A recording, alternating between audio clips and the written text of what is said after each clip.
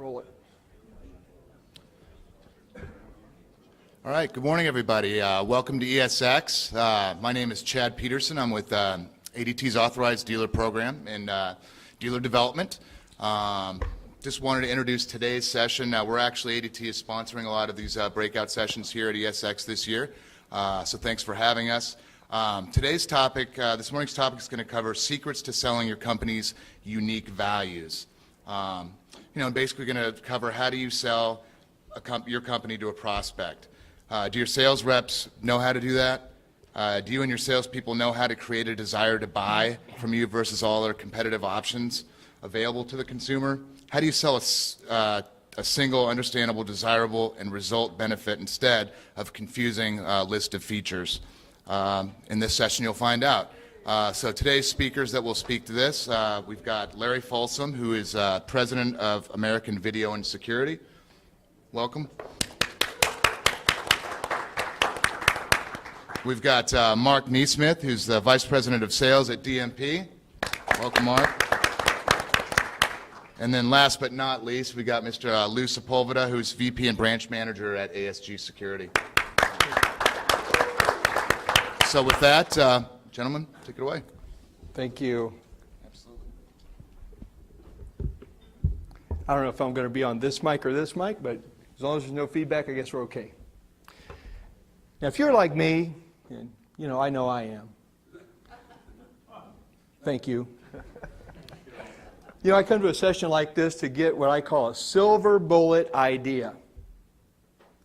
Right? The idea that's going to set my strategy and my tactical plans for many years to come. That's my hope when I come to a session like this. And hopefully, some of that magic will happen today. Before I set course on our journey and my little part of that journey, I'd like to say that each one of us will be presenting our vision of that for about 15 minutes.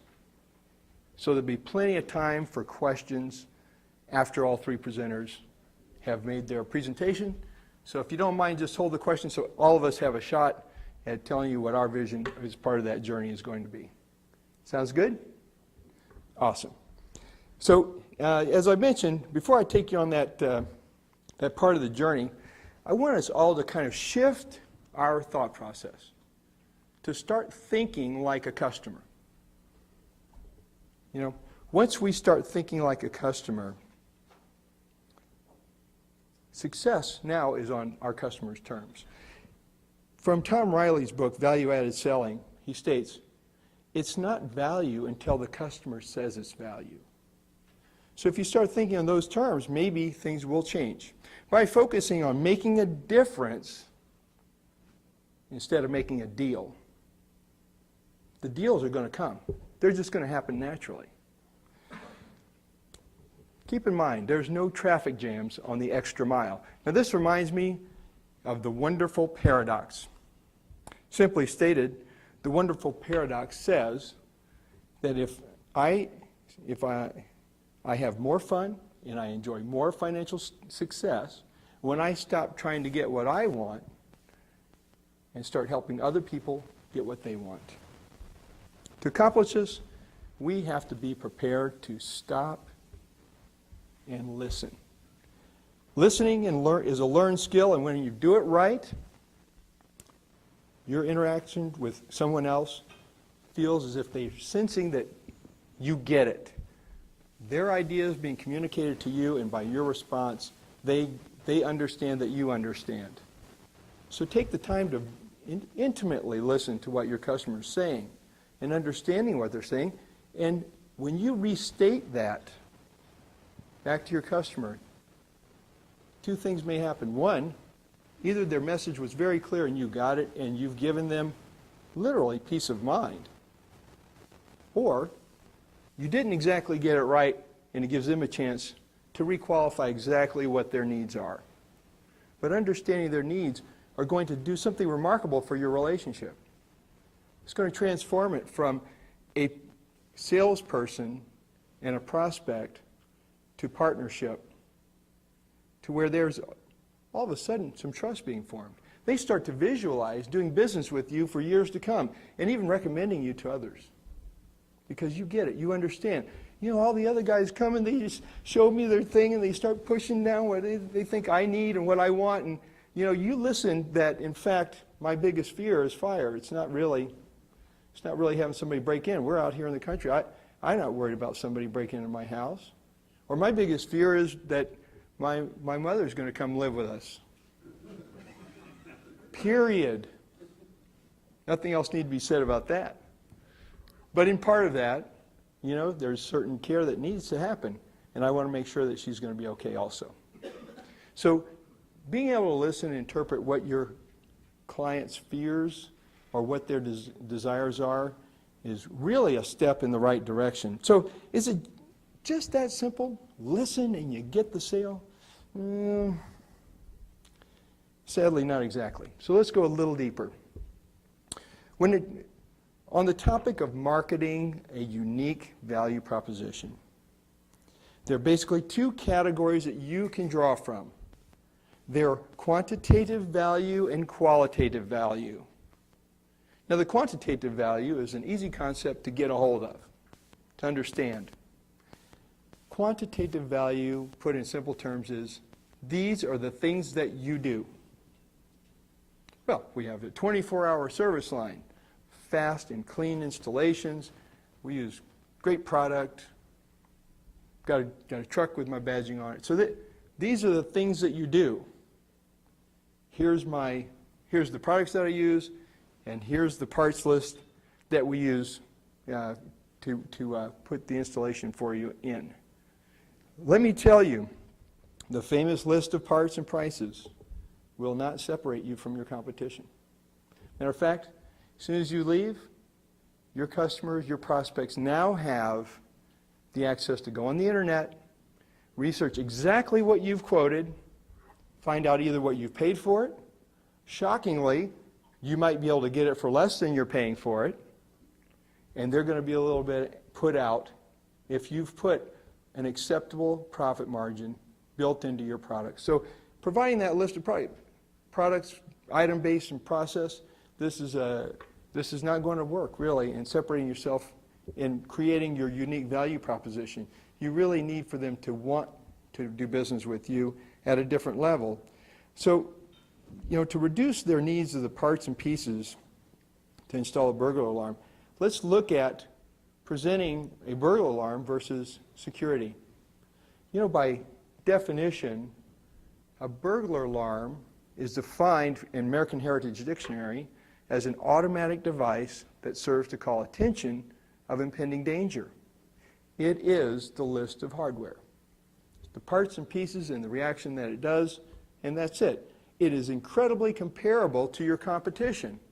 Here's their quote, here's their quote. I'm really only basing my decision on price. I'll go with the cheapest one, and you can always find somebody that's going to be cheaper than you, even if you're going in at free. Somebody will pay them $10. It's just the nature of the beast. I'm sorry to say it. It's just that will never create the value proposition appropriately. So now let's talk about something else, the qualitative value of your company. And what's that difference? If quantitative value is the things you do, the qualitative value is who you are. These are the real differentiators. These are the things that are going to make your company shine. We've been in 50 years in the marketplace. Our company values are of such. Our management philosophy follows this process. These are differentiating factors that are not easily put down as a dollar amount or a dollar value. We give to a charitable organization. We support our community in these ways. Our company's carbon footprint is very concerning to us, and these are the steps that we've taken to ensure that not only our company runs in an eco-friendly way, but our installations and the products that we choose are going to satisfy those as well. Any of those things or all of those things create a different process, the qualitative value that really will separate you from your competition and cannot be put down in dollar and cents terms. It creates a strong emotional connection. It creates pride from your prospect. And that prospect now again starts to visualize, I want to do business with this company. I have confidence in what they're doing and what they're telling me. As a matter of fact, if a burglar alarm is defined as a piece of hardware and the way it reacts, is that exactly what your clients are looking for? Is that what they want? Is that what you're selling? Or more likely, is it that you're selling security? And by definition, in American Heritage Dictionary, look it up. Has anybody ever looked up the definition of security in the dictionary? Do it. It's pretty interesting. By definition, security says it is freedom from danger. It's freedom from risk. It is well-founded confidence to make safe, secure. In fact, in the definition, it is peace of mind. That's what your customers want. They're not looking for a box full of hardware. They're not looking for a complicated system that will make them prisoners in their own home. They want you to be able to understand what their needs are, for you to recommunicate who you are, and at the end, be able to provide them with peace of mind. So in closing, I'd suggest that you start by focusing on making a difference, not a deal. That will make a big difference in your customers and your reputation in the marketplace. Reputation is one thing that you cannot buy, and quite frankly, you can't sell. It is who you are. Carefully listen and respond and clarify that you understand what your prospects are communicating to you. When offering your solution, blend in both the quantitative. I think it's important for them to understand that your installation is going to be clean and fast, and that these are kind of parts and pieces that you may be using. But make sure that you add in and emphasize the qualitative aspects of your company. This is the differentiating factor. This is the unique value proposition of your company. And start helping other people get what they want. Freedom from concern and complete peace of mind. Thank you. Lou? Is this next slide loaded up? Oh, no. Okay. Give me 1 second while I load my slide. Here we go.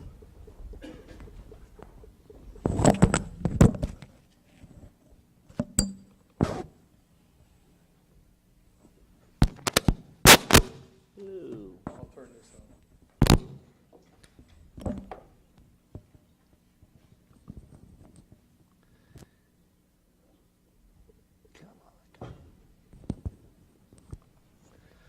All right, good morning. Oh, wow. So how many of you were out really late last night? Let's do that again. Good morning. Good morning. Okay, great. All right, my name is Lou Sepulveda, and I'm going to tell you a little bit about me. You had a little introduction, but I think anytime you listen to somebody talk about anything, you need to know a little bit about their background. I've been in the business a little while. When Moses walked off the mountain, I sold him an alarm system. I did, yeah, and in fact, this gentleman over here sold them with me from Lafayette Alarm. But yeah, so 45 years in the business, 36 years in the alarm business. It's more like 40 years now. I owned and operated my own company. I developed and managed security sales organizations around the world. My biggest organization had 20,000 salespeople. And so we had the challenge. We had the challenge of how do we sell ourselves, especially in areas where nobody knew who we were. You know, we opened up countries that were foreign countries where they didn't know that we were an American company. They didn't know who the heck we are in the first place. So we had to sell the unique values of our company. And yes, I'm a published author. I have 7 books out there, and I'm not here to sell books. So here's the question. So why should your prospect buy from your company? That's the key element here. Why? How many of you have no competitors in your marketplace? Raise your hand. Come on, raise your hand. No competitors. You know, if you had no competitors, would that be a good thing? No, it actually wouldn't be. Yeah, competition stimulates the marketplace. It does. It makes things happen. So competition is good. So since you're not the only one there, you have to distinguish yourself from them. You have to say what sets you apart from everyone else in your marketplace. That's your challenge. And that's the challenge I give to anybody I was working with when I was a consultant. I was working with companies, helping them distinguish themselves from their competition. So how many competitive companies are in your marketplace? Do you believe that your company is the best solution for your prospect? Do you believe that? How many believe that? Okay, great. So that's what you should believe. If you believe you're the best and you're the best answer, then you have to tell the customer why that's so, because why would they know? You know, when you go out to buy a car, you can buy a Chevy, you can buy a Ford, you can buy a Chrysler, you can buy a Toyota, you can buy anything you want, and there are several dealerships that sell exactly the same car. Is that correct? So they have to distinguish themselves from the others, and it's a little difficult for them. You do the same thing. You sell the same products that other people in your marketplace sell, probably. Every now and then you have a unique feature that somebody else doesn't have because the manufacturer was able to build that in, but by and large, your product's the same. And Mark said it, they can go on the internet and find it. They can find the product that you're selling. So you can't sell that. That's not enough. You have to sell the uniqueness of your company. That's what makes the difference. Mark said it was a box of parts. Well, it is. That's the difference. So everybody else has the same box of parts. But would you agree that your installation, if your company is the best, that the end result of that box of parts finding its way into a home or business is better than your competitor's end result of box of parts? Would you buy that? Yeah, so you know that. But does the customer know that, and how would they know that? And so that's the thing you think about when you start developing your unique value. So make a list of the reasons why your company is the best. That's what you start with. Make a list. What is it? So don't knock the competitors. I had a mentor years ago that said when you point your finger at somebody else, you have 4 fingers pointing back at you. Well, he said 4. I see 3. So that makes me 3 times worse than the person I'm talking about. So knocking your competitor never works. It never does. Please don't do it. So you have to find a way to sell your uniqueness without knocking your competitors. Got that? All right, so create a scripted presentation that sells your company to the prospect. Now, those of you who know me know that I'm big on scripted presentations. And I don't believe that's the only thing you can do, but what I do know for a fact is I've heard salespeople that work for me say things about my company that were absolutely not true. Have anybody here ever had experienced a salesperson saying something that was untrue? Anybody? It doesn't happen, I know. But every now and then a salesperson will say something that's untrue, and oftentimes they say something that's untrue and don't know they're saying something that's untrue. Also, and more importantly, they fail to say things that are true that could make the difference in the customer's mind. They do. So I believe that if you create a script, if you create a presentation that you believe best describes your company, get loud with loud security. I mean, you have a company that people know. Lafayette Alarms, you have people that people know. Your company's been there how long? Since what? 1812? No, how long? 54 years. You have something to talk about. So when you have something to talk about, you need to create a presentation that your salespeople can replicate and say those things over and over again so the customer hears the story and the correct story and the reason why they should select you over all the other choices and maybe the reason why they should pay more for your company versus the others, even if they're selling the exact same product. Does that make sense? So you have to make that list. So here's the list. Here's what you start with. How long have you been in business? How long? And then so what? You know, I was with ADT for a while, and ADT's been in business longer than anybody, I guess. But there were some ADT salespeople, I know I've seen it, there were some ADT salespeople that would say they were ADT but never tell the customer how long they've been in business and why that should matter. So when you say you've been in business since, 54 years, right, Robert? 54 years. So what? Who cares? What does that mean? So the point is that when creating that presentation, you need to make sure that the salesperson, when saying I've been in business for 10 years, 4 years, 3 years, 54 years, 120 years, whatever it is, that they relay the benefit statement to the customer. Why should that matter to the customer? What good is that? How does that benefit the end user? The years that you've been in business. Obviously experience, obviously you know what you're doing, obviously you've done it over and over again, obviously you've had chances to refine and perfect your skills in such a way that the customer's going to benefit from it. So make sure that your presentation includes the so what, the benefit statement. How many employees do you have?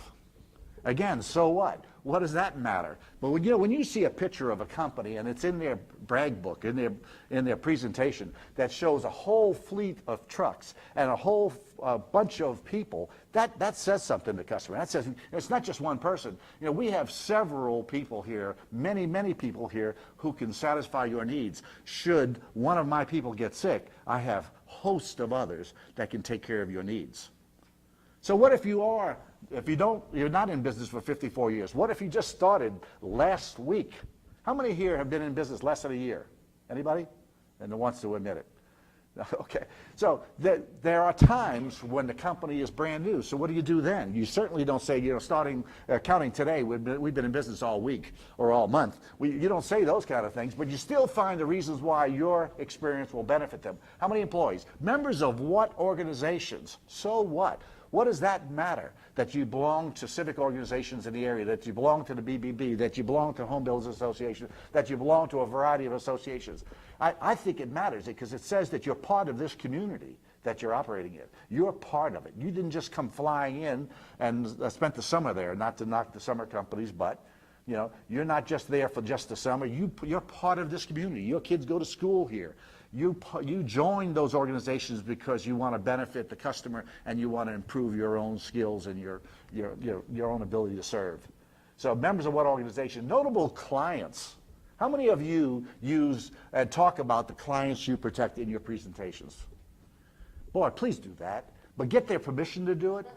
Because here we go with the so what again. So what if the mayor of your town has selected your company to protect his home? So what if the police chief has selected your company to protect his home? So what if some football player or baseball player or basketball player selected your company? So what? But what it says to the customer is that if they selected you, then probably I should too. They're smarter than I am. They have more resources than I have. And when your salesperson does that presentation, that's the kind of things he should be saying. Not that they're smarter than you, but if they selected us, you have to know that they had all the resources in the world to select any company they wanted to select, but yet they selected us. We're quite proud of that. They could have picked anybody, but they picked our company. And so I think that says something to you. I found a good idea was I do commercial work, and I put a list of my commercial clients on my website. Yeah, okay. At first I was a little nervous because I didn't want other alarm companies to know, but I found that working to my benefit because I had people calling me saying, you do this hospital, we're happy. Right. We checked you out already.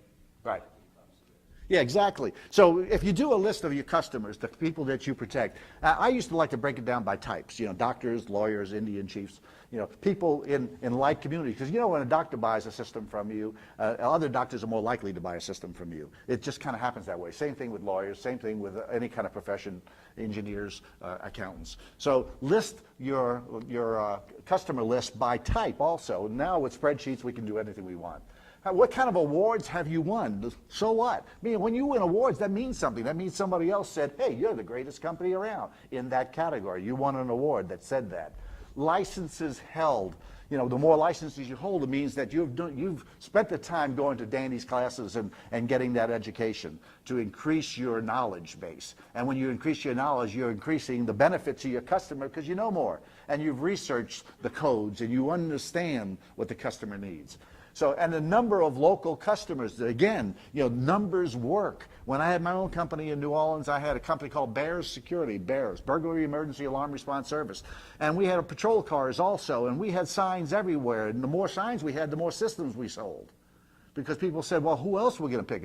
We could pick any other company if we're stupid, but pick the one that everybody else seems to be selecting. So numbers work for you, and take advantage of that. What's your service policy? How does that compare to others? If your service policy is something to brag about it. Talk about what your service policy is. And you don't have to say that the other company doesn't have the same policy, but just say, you can safely say that lots of companies don't. Lots of companies don't have the ability to have that service policy. Warranty, what kind of warranty? What kind of technical experience? Years in the business. What kind of knowledge does your company have that will benefit the customer? Again, you're selling the uniqueness and the value of your company to your customer. And how many average years in business do you have? You know, when you talk about averaging your employees, when you hear an advertisement that says we have 150 years in business, well, you go back and research it, they've been in business for 10 years, but they have 15 people. You know, they have people with 15 years of experience, they have 10 of those, and that's 150. Or, you know, that's how they figure it out. And it does make sense, because all of this experience comes to play when designing security for businesses and homes. Doesn't it? Absolutely. Yeah. So that's the kind of thing. So make sure all of your salespeople know how to describe the benefits of buying for your company. That gets back to that scripted presentation. Make sure they know how, that they know what to say, and role play it. See, we role play. I have a training meeting. I'm running a branch. I'm back in the trenches doing the thing I love to do. And I'm running a branch in New Orleans. And we have a sales meeting every Tuesday. And every Tuesday we role play parts of the presentation because I want them to know it. I want them to know it so well that when they talk to the customer says, wow, I mean, this person really knows what he's talking about or she's talking about. So know your competition. Know their strengths and their weaknesses, because there's no such thing as a totally bad company. They do something right. Understand what that is and understand how to sell against it by emphasizing your strengths. That's what you do. You don't knock their weaknesses, you emphasize your strengths, which automatically knocks their weaknesses. It does it without you saying. And establish training meetings to role play in selling the company. And last, how many of you have your logo on? I see it there. I see it there. I see it there. See it there. Wear your company. Be proud of your company. You know, I have a rule at my company, and any of you are welcome to come. Come to New Orleans, call me up, come to my branch, come see our office. It is a requirement in my office, a requirement. It's not an option. Every employee has a company shirt on, everyone. I furnish them. I don't make them pay for it, I buy them. Everyone gets 5 shirts, and they can buy additional ones if they want to, but they have to wear it. Every employee, because it's selling the company. Everywhere they go, they see that company. And when they're wearing the company, they're showing their pride in their company. And I believe that's important. So everywhere, wear your company. I challenge people when I was with Tyco and ADT, if you ever catch me without a logo shirt on, I'll pay you $100. And nobody ever did, because I always wore them. And I was a senior executive with ADT, and I still wore them. Because I believe in that. I believe that shows you that you care about your company and you're proud of it. All of my employees all the salespeople have magnetic signs on the car, and they're required to have them on all through the week. They're on the side of the car. They make sales as a byproduct of that. All of our technicians of call have wrapped cars. Of course, I say, they have wrapped vehicles, and they're required to be washed and tires armor-rolled every Monday. We inspect them every week. So it gets back to selling your company, selling the pride of your company, saying we are so proud of our company that we're always squeaky clean, and our uniforms show it, our clothes show it, our vehicles show it, our attitude shows it, and our language shows it. Thank you very much.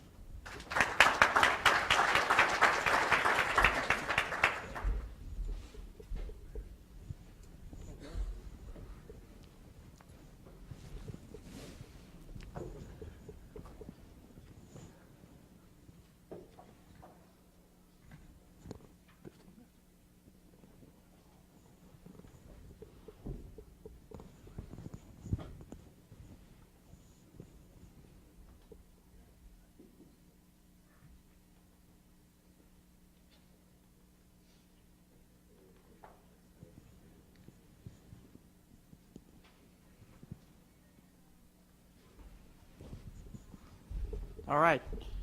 Thanks, Lou. So this is an interesting class to do because, first of all, I've got friends, colleagues. Some of you are going to see some of your stuff in my stuff. The other thing that's really interesting is Lou. I said it when we were on the phone when we first talked. This is very interesting to be on a presentation like this with Lou, because I got in the industry about 14 years ago, and the first thing I did was buy Lou's books. So, and it had a dramatic impact on how I view our market and ultimately how I've viewed having companies and working for them. So what I'm going to do is just walk through some slides in regards to how our alarm company in Las Vegas and how we've marketed ourselves.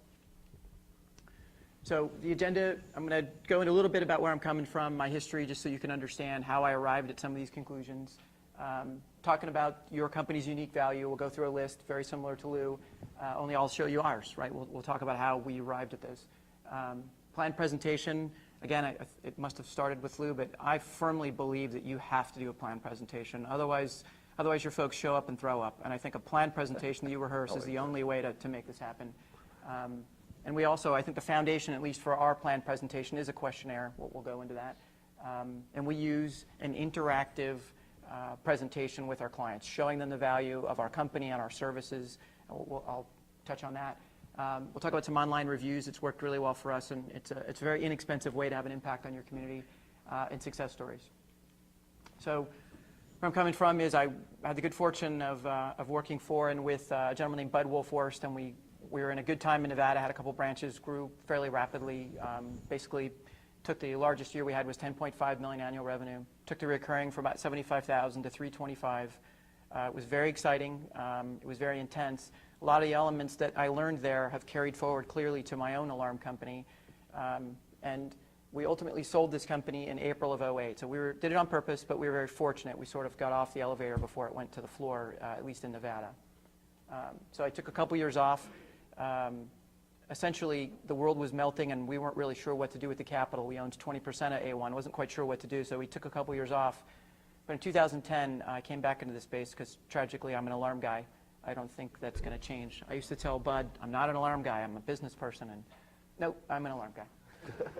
So in 2010, we got back into the space, and I'll dwell here just for a couple of minutes, and that is, so we bought a small alarm company that essentially, I wrote him a check on Friday, and he went bankrupt like that day and made his final payroll. We bought basically what was left of a company that had struggled. Their logo was AVS. They were American Video Surveillance. So we formed it into American Video and Security to leverage the logo that had been in town for about 15 years. Good company. They'd done good work. They were just victims of or had made choices that led them to have a problem with the downturn. So in 2010, we did $350,000 in revenue that whole year. We bought that company, the first company, in February of 2010. So in 11 months, we generated $350,000 in revenue, which is not a lot when you've got payroll to make. So at the end of the year, we'd lost $80,000. We'd put much more than that into it, but we'd lost balance sheet, or rather from a P&L perspective, about $80,000. Quick anecdotal story. So I'm showing my wife the results. We're wondering how ingenious we are that we, invested into an alarm company in the alarm industry at the epicenter of doom, which is Las Vegas, in 2010. So at the end, it became very serious for us. How are we going to market this company? How are we going to figure out how to generate more revenue and tell the unique story of our little business? So we've purchased a couple companies. We just finished our fourth one. I've got an LOI on a fifth one. But essentially, the run rate's been 350, 860, 1.4 million last year. We'll do about 2 million this year. Current reoccurring is about 51. With this other LOI I've got out, we'll get to like 55,000. It's a small company. So just a quick snapshot. In May, we did about $120,000 in gross revenue. We put online about $1,200 in organic reoccurring revenue. So because that wasn't exciting enough, I became possessed by the devil, perhaps. But I believe video verification is important. I couldn't find a service out there to be supplied by our alarm company. So in 2011, I formed a software company, and we provide video verification software as an interface. It is core to what we sell at American Video and Security. It's how we face the market. I'll talk about that more, too, in terms of our unique attributes of our company. We've been fortunate that we've grown this rate. Although it's small, the run rate's high, but we've been picked by SDNI Magazine for 12 and 13 as one of the 50 fastest growing alarm companies. So here's the list. So I'm with Lou, and obviously Lou had an impact, right? So I think you gotta, in that dark hour of November of 2010, we had to get very serious about whether this was a good idea, right? We were pretty far down the trail. And really what happened was we just sort of had to write down, why do we think we're different, right? What is your unique value that you add to your client? So in no particular order, right? We've been serving the community since 1994. To Lou's point, we think it's important because in our community, we wanted people to know that we didn't just show up. I get a lot of that, right? We've got a pretty good community, pretty good sized community of 2 million people. People come and go in the alarm business. It's like I always describe Las Vegas as the bug light of the West, right? Alarm companies come, they get zapped, and then they leave. So local company, local service, specialize in commercial. We have a good core group of people. Commercial is what we do. We're not really very focused on residential. It's not a place where we can compete very well. So this whole list. So ultimately, what you're going to have to do is make your list and then focus back on those core things that you think are important, things that you think that before your salesperson leaves or someone looked at a piece of your collateral, what are they going to get from you, right, before they turn their minds onto the next thing. So you're going to have to make your list, in my opinion. I'm sure you've already got a list. It's probably a healthy thing to go back, and I'll do the same thing. Let's, is review your list and make sure that your message is still on point with what you think your value is, and how, so once you're done here, how are you going to get this, right, into the skull of your prospect? So we do believe it. We're a genuine security company. This permeates us, right? It's culture. I think culture starts with us as leaders. We have to instill it and make sure that we're only retaining people that live and believe that, and then cherish those people, right? So to Lou's point, do you have a planned presentation? A planned presentation absolutely keeps the prospect on track, right? You're taking them on a journey. And it keeps your salespeople on track as well, right? So for me, I'd come out of the Army, I read Lou's books, and the sales calls that I went on, I was very nervous. I wasn't a sales guy. I could jump out of a plane just fine, but telling you about the value of my company was not something I was very good at innately. So for me, when I got in the business, the planned presentation really helped me, because I knew if I was on step 3, step 4 was coming, right? And I had done step 2. And by the time I got it immersed in the way I saw my opportunity with the client, then I felt much better. I could read the client. I could be taking them on this journey and seeing if what I was saying was resonating with them instead of worried about the next thing I was going to say. So not only do you have to have a planned presentation, it almost has to be how you see things, right? And I think with Lou, I think that just comes with repetition, but also a culture, right, that believes the things you're putting out there, right? All right, so planned presentation should include a questionnaire or a site survey. I think this is the critical moment in a planned presentation, right? So what we need to understand is a specific problem, right, can be solved with a specific solution. That throw up and show up thing is really what happens a lot of times in our business, right? The guy shows up, he walks around the place, he writes down a price, and then he walks out because he's really busy, and I'm not sure what he told me, but I have no idea what the value of his proposition is whatsoever, right?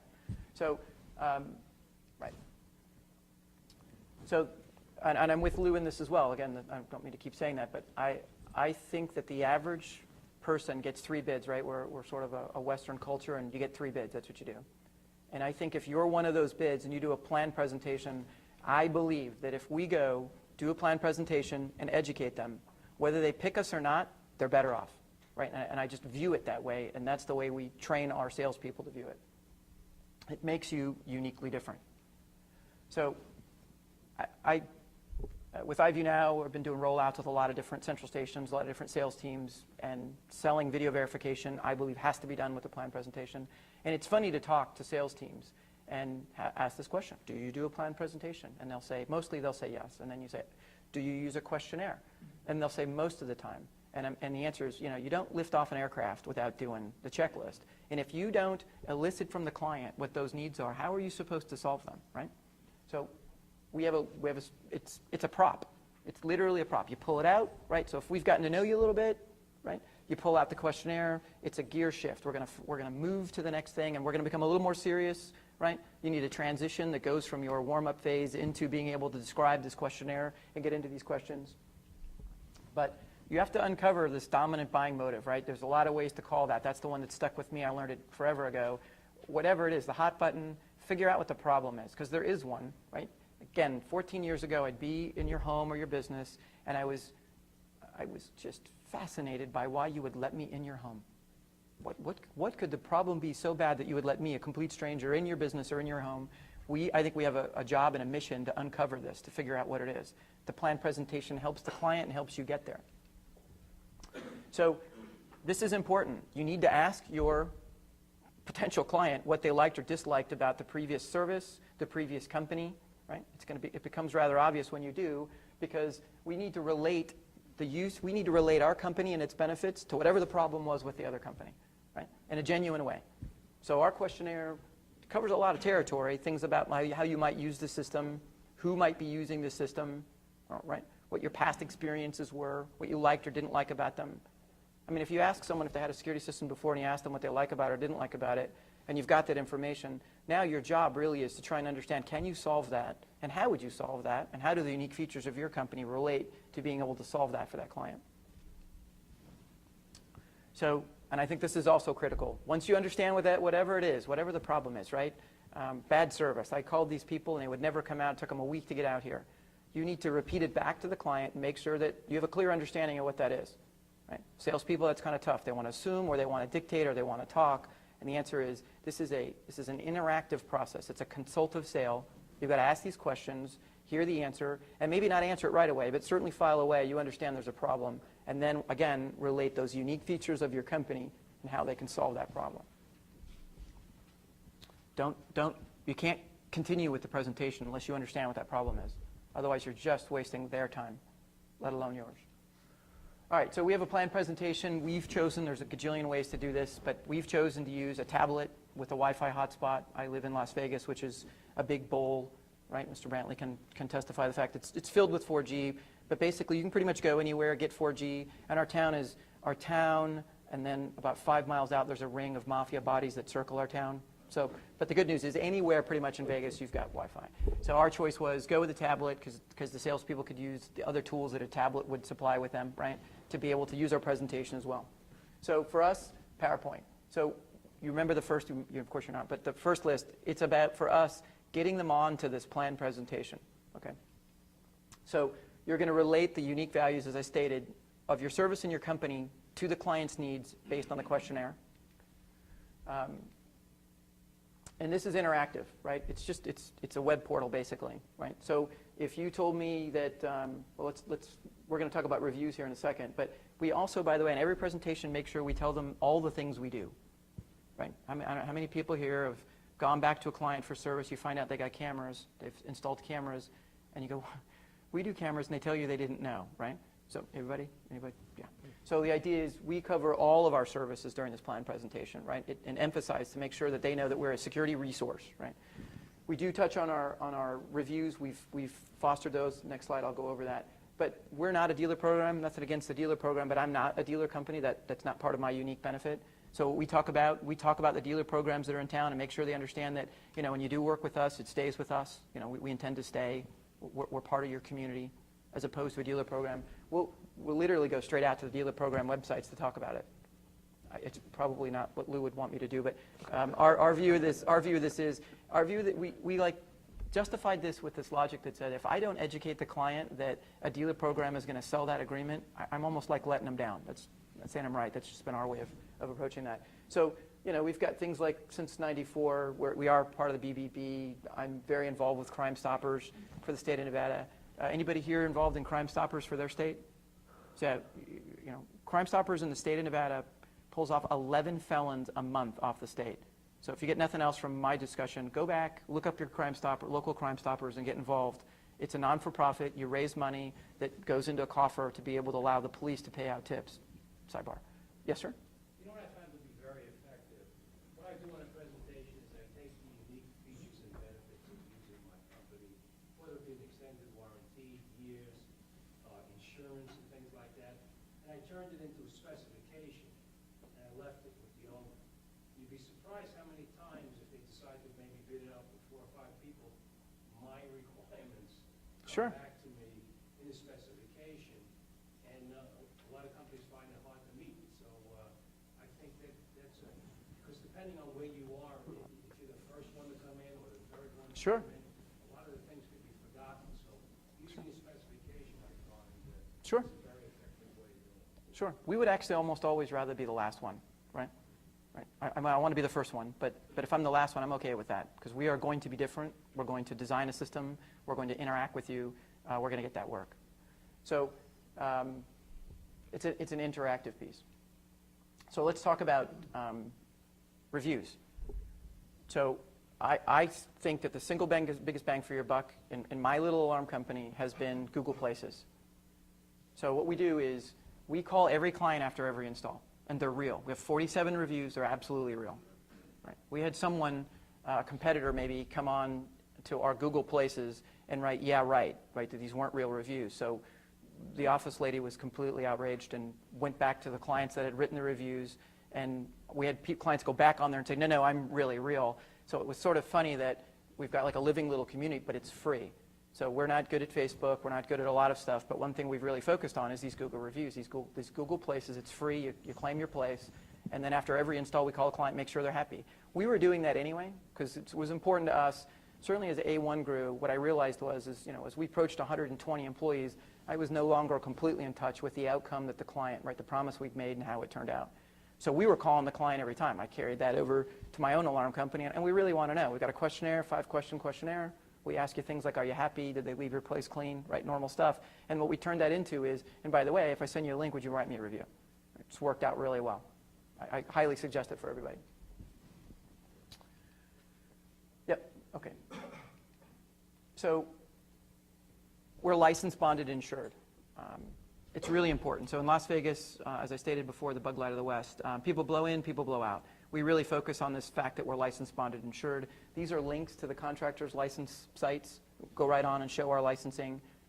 Also, additionally, in our town, you're required to have a sheriff's card in order to sell in our town. Our guys wear them in a badge holder, and when they're out the door, right, it's business card and badge to make sure that they know, and then a description of that badge, because we're differentiating ourselves, right? It's unique, and the fact that don't let anyone in here that doesn't have one of these, right? Licensed, bonded, insured. We've got a competitor that uses a lot of subcontractors, so we emphasize the fact that we're using our own employees. We provide health insurance for our employees. I don't need the government to tell me that. So we'll talk about in a moment about some success stories, but basically just these are things that make our company unique. So let's touch on this. So there's actually 2 slides there. So I have salespeople say, well, do I have to hit everyone? No, we're all pretty smart. That's how we got here. So the idea is you have a good list of things that you can relate. And what you want to do is you got to know them by heart, right? And you have to know your presentation by heart so that you can drill back into these things that matter to that client as you gather those requirements, right? So we're back to this idea that if you haven't gathered the client's requirements, no amount of this is really going to help you because you're throwing up on them, right? You're aimlessly trying to hope to hit a nerve or get something to happen. Right. So if you don't do this, then, so some of you know my wife. I married up. I'm very lucky that she, for 13 years, continues to show up. And we work very hard. She actually does the books for our business. She's a hard-working lady. But so if we weren't in the security business, and I said, we need a security system, she would go do the research, right? She would push really hard. But unless someone explains some of the stuff that we all know about our businesses, she would think it's about price, and she knows how hard we work. It would turn out to be about price. So again, I think you have to understand what the unique value of your company is. I think you have to ask questions of the client and then be able to relate those unique features of your company and your products to solve those problems. Otherwise, they're going to think it's about price. So, success stories. We're not sophisticated, and you're looking at our marketing department. But what we knew is we had to find some way to tell these individual stories. We do good work. I've got really great folks that are there. So all we did was we wrote these success stories in kind of groupings of things that we found we were running into, right? The ones I threw up here, one is clearly about, we call video verification active video, an office build out, and a very large legacy system. And when you write these things, it's nothing but define the challenge, right? Define the solution, right? And define the result. And to Lou's point, get your client in it. Our clients are on these in it referenceable. So now, you told me what your problem is, right? The presentation is much bigger than this. I'm just relating some elements here. But we've related the value of our company, right, and our service to your dominant buying motive, right? And you in particular have this large campus of disparate video that's making you crazy, that we're going to relate it to the success story of how we solve that for a client, if that makes sense. It's a very logical, very simple process. So that is my presentation. And I guess what we'll do now is I'll turn it back over to you, Mr. Mark.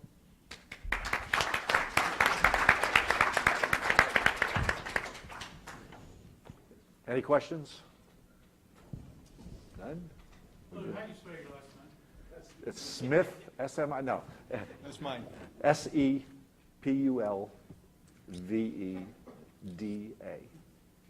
Pronounced Smith.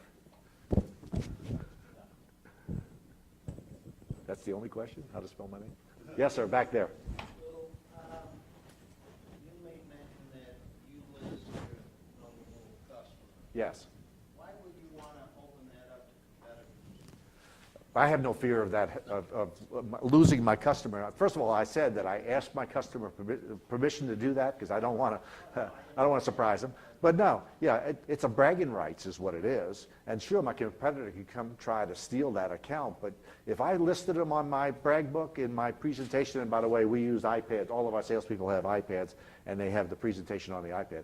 When I show that, that person's name or business, I'm positive you're not going to be able to take them from me. Right. You know, we've taken very good care of that customer. You're not stealing them. You can do anything you want. You're not going to take them away from us. We make that customer happy. He makes us happy. He or she. Any other questions? No? Yes, Well, sir. thank you. Be more in the service, strictly service, but you don't have nuts and bolts product. You know, I've sold product and services, and the service always has a little bit more of a challenge. So selling service plans and service to the customer, and Just a service, you know, where you don't have a product is per se. So sort of Yeah. an intangible. Yeah, and I think what my point earlier was you don't sell the parts. You're not selling the parts because that's just parts. Anybody can get that. It is your service. It is what you provide. It is your company. It is your experience. It is your desire to take care of people. And as Larry said, what your customers say about you after the fact. So all of that is service. So the parts, to me, they don't matter. I mean, I love the products we use, but at the end of the day, it's what we do to make those products work for the customer. Well- And also, like Larry said, it's the questions we ask to make sure that we're providing the right solution for the problems they have. And in selling the intangible, it's very similar to selling insurance, life insurance, automobile insurance. I mean, the bank rates, those are, you know, huge challenges to create, but also you're really selling the that, as I spoke about, the qualitative component, not the quantitative. You know, so you're really talking about why should they trust you, more specifically, why should they trust your company and the experience base? That's going to really be the defining factor, far more than, you know, best rates. At the end of the day, you know, I've just bought a house and I got a great rate. I didn't really shop it because I had already trusted the lender. They did so much extra work, and you know, there was a expression that I'd read recently that I started using all the time. There's no traffic jam on the extra mile. And by going that extra mile and making sure that your customer feels comfortable, you know, they'll generate loyalty and recommendations. Any other questions for us? Or? Yes, sir.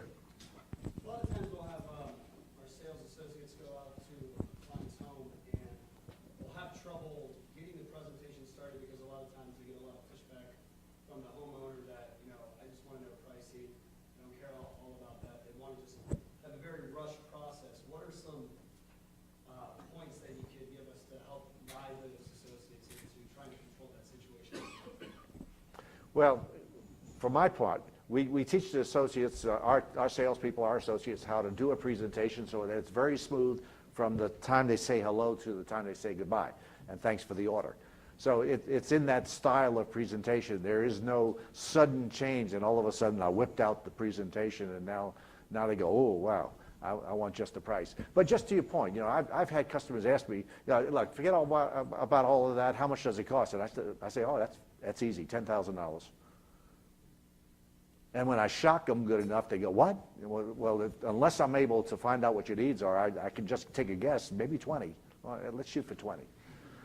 So, Hey, Yeah. and I would say, so the questionnaire kind of helps with that, right? So when Yeah. we segue in, because if you want to move past this, you can't move past this with me, because the way we look at this is, these are literally, you got the thing in your hand, right? These are questions I need to ask to design a system that fits your needs, and it won't only take minutes. It's a confidential questionnaire, and I think that once you get into the engagement of what their requirements are and exchanging it back and forth, they are sort of in now, right? So you really do need to realize when to get into gathering those requirements, because then it's really about them, and ours is simple. I can't tell you what it's going to cost unless I understand what your requirements are. Exactly.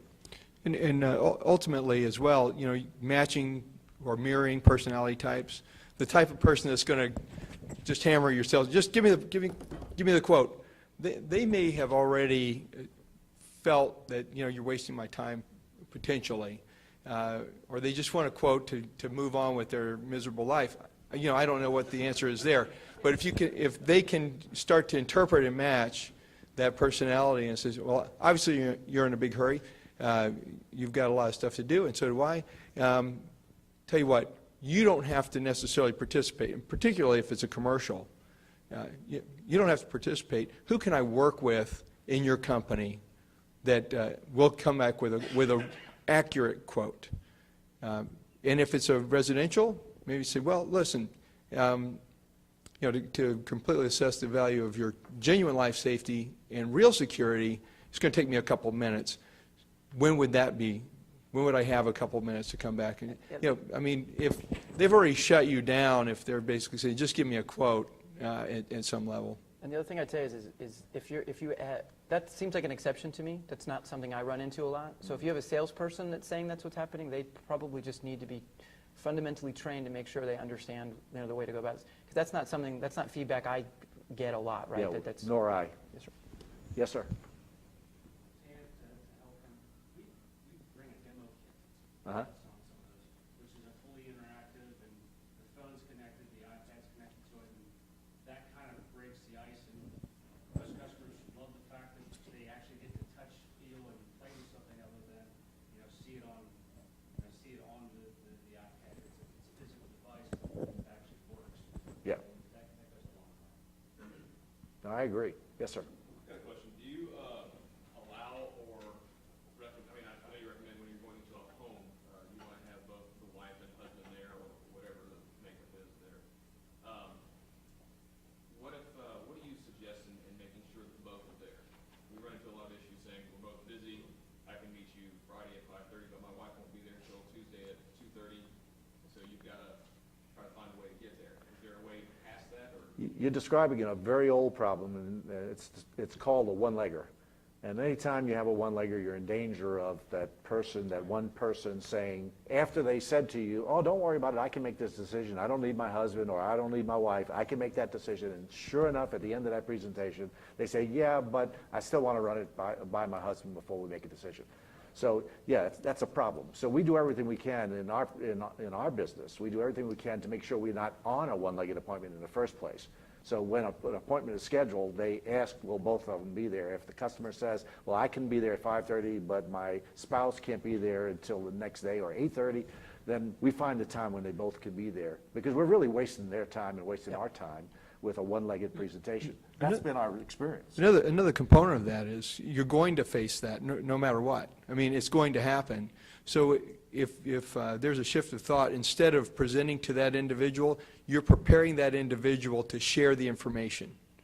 So now you're never going to, at that point, we call it the economic buyer. You're not going to get to meet the economic buyer. She's at work.